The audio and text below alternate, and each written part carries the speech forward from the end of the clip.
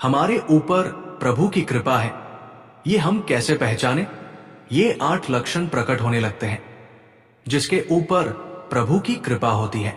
शांति, घोर अपराध करने वाले के प्रति भी दया की भावना। शांति पहला लक्षण, भाव में भी पहले शांत भाव है। हमारे ऊपर श्री हरि जी की कृपा है, इसकी पहचान ये पहला लक्षण शांति, अर्थात घोर अपराधी के प्रति भी गुस्सा न आना, क्षमा करना, ये हरि की कृपा का लक्षण है। देख लो भाई, घोर अपराधी शब्द तो जाने दो, जरा सा प्रतिकूल हो जाए तो लाख समझाओं पर भ्रिकुटी तनी रहती है। भला ऐसा है, अपराधी पर भी क्षमा का भाव होना, ये हरि कृपा पात्र में ही होगा, अन्य में नहीं। अगर अपने हृदय में ऐसा लगे कि ऐसा नहीं है तो हरि से प्रार्थना करनी चाहिए कि कृपा करो, मेरे में सामर्थ्य आवे। अनुस्या, वो किसी के प्रति कभी भी कोई दोष दर्शन नहीं करेगा। दोष कथन, दोष श्रवण की तो बात ही जाने दो। अनुस्या, दूसरों के गुणों में दोष ढूंढना ये नहीं होता हरि कृपा पात्र में। ये सब भजन के न करने वाले लक्षण हैं। जैसे पहला, अपराधी पर क्रोध कर देना। माया ने भेजा इसीलिए था कि तुम्हारे साथ व्यवहार ऐसा करे कि तुम क्रोध करो। क्रोध करोगे तो ऊर्जा शक्ति नष्ट हो जाएगी, अध्यात्म में जो चलने की थी। और कहीं तुमने संकल्प कर लिया तो भजन शक्ति नष्ट हो जाएगी।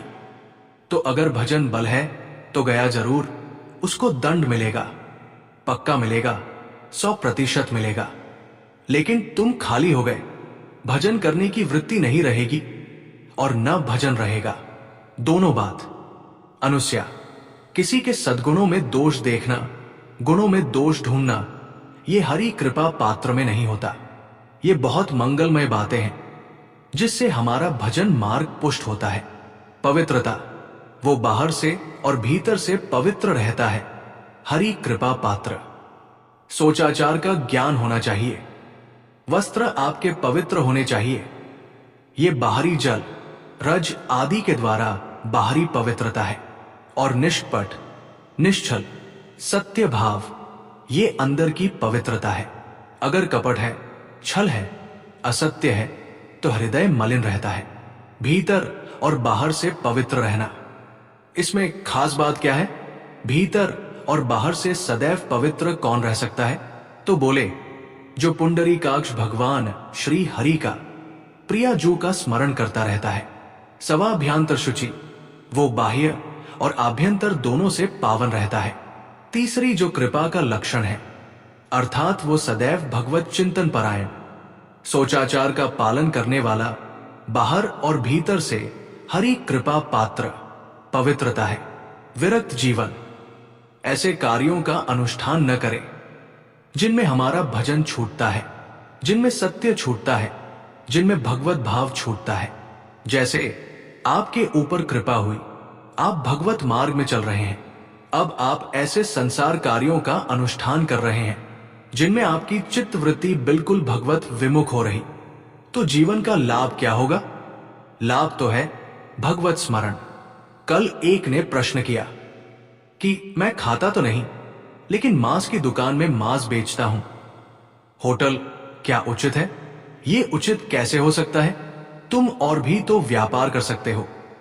जरूरी है धर्म का पालन करने की इच्छा करते हो, धर्म आचरण करते हो, ऐसा नहीं। विरत बहु कर्मा, उन कर्मों से हमें विरत रहना है जो हमारे धर्म के विरुद्ध है, जो भजन के विरुद्ध है। हरि कृपा पात्र ऐसे कर्मों का अनुष्ठान कर ही नहीं सकता। निष्कामता, अपने भजन का फल भगवत कृपा पा सबको प्रदान कर देना। हिम्मत है अपने भजन, इतनी मेहनत से किया हुआ भजन, भजन होने के बाद, हे प्रभु इस भजन का फल हो। सर्वे भवन्तु सुखिनः, सर्वे सन्तु निरामयाः। यहां तो कहते, महाराज एक माला रोज आपके लिए करता हूं कि आपकी बीमारी ठीक रहे, तो शेष किसके लिए करते हो प्रभु?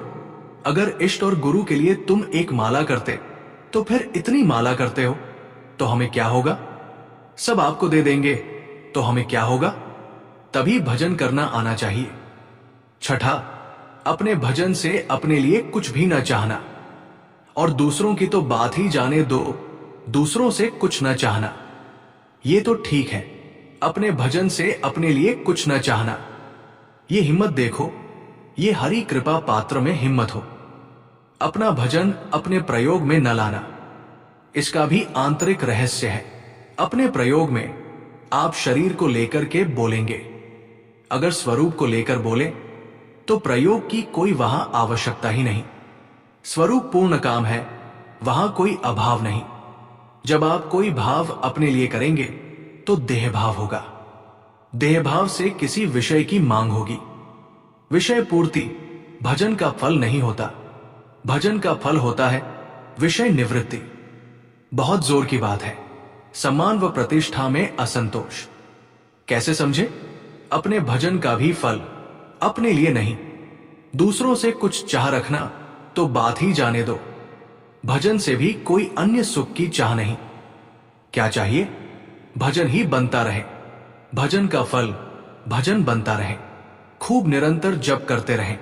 किसी भी मान, सम्मान, कीर्ति, पद, प्रतिष्ठा के मिलने पर हृदय का असंतुष्ट हो जाना, ये हरि कृपा पात्र का लक्षण होता है। प्रणाम, नमस्कार, जय हो तो हृदय में संतुष्ट हो जाना चाहिए। कोई किंचित मात्र अभिमान न उदय हो जाए। प्रभु बचाओ, ये माया की चकाचौंध से बचा लो नाथ। कौन सा अपराध बन गया कि आपकी जय की जगह हमें ऐसा सुनना पड़े? मान, प्रतिष्ठा, कीर्ति, जिसके लिए बड़े बड़े लालायत रहते, हरि कृपा पात्र को विष की तरह चुभती है। निर्ममता, किसी भी प्राण समुदाय से संबंध न रखते हुए सब पर दया की भावना, सब पर कृपा की भावना, सब पर करुणा मैत्री, पर किसी से ममता नहीं। ये सूत्र बहुत व्यवहार में प्रयोग करने योग्य है। सबसे करुणा और मैत्री, पर किसी से ममता नहीं। करुणा तो करी भरत जी ने, मैत्री भी की मृग से, पर ममता रहित नहीं रहे। ममता कर ली तो अगला जन्म हिरण का हो गया। ममता नहीं रखनी, निर्मम, निरंकार। करुणा, मैत्री तो करनी है, जैसे इसमें आदेश गीता में दिया गया। अष्टसुता, मैत्री, करुणा वचय, पर निर्मम, निरंकारा। ये साधक की चतुराई है। प्राण मात्र पर दया, कृपा, करुणा, मैत्री, पर ममता नहीं। यहां करुणा मैत्री तो गायब हो गई, केवल ममता रह गई। अपने शरीर से ममता, शरीर संबंधियों से ममता, विषय भोगों से ममता, यही जहर है। संबंध में ये ममता ही जहर है। विचारों में अहंकार जहर है। कर्मों में ये आसक्ति जहर है। इसी जहर को मिटा दे तो जीवन मुक्त महापुरुष। कर्म करते हुए, विषय सेवन करते हुए, वार्ता करते हुए, विचार करते हुए, बिल्कुल जहर रहित उसका जीवन हो गया। तो ये 8 बातें हरि कृपा पात्र में होती हैं।